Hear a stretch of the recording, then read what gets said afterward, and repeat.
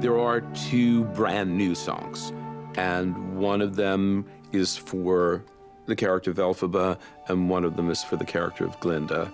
And both of them are moments that if we'd had time in the show, we probably would have wanted to expand like this.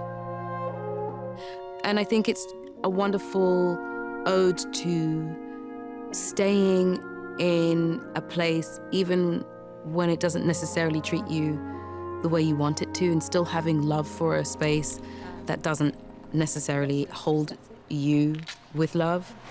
So we're about to shoot the first shot where she sings this original song here in Oz on the Olympic Road. And it's a really beautiful moment. So here we go. We'll see how we go. If we keep on repeating, there's no place like home. There's no place like home.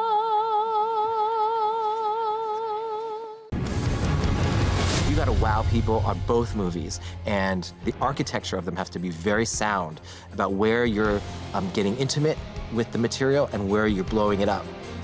For me, it was a little bit difficult, but I think also very helpful, because knowing where she was going to end up helped to inform where she started.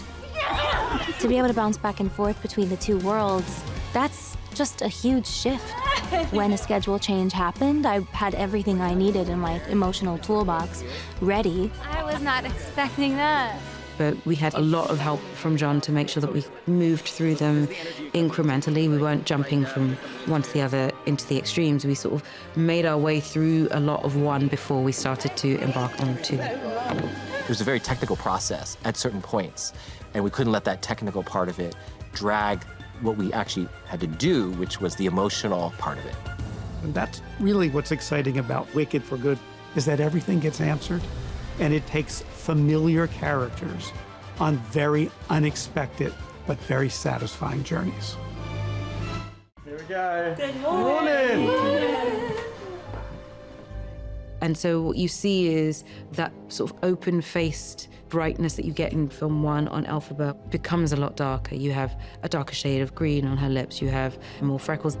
And I thought it was really important for you to be able to see her arms and her legs and her midriff, so that you know that green, it doesn't just stop after the clothes come on. It really is her reality. Even things like the braids, they're very tidy in film one, and a lot of the styles that she has in two is just down. It's all like loose and free. It's wild.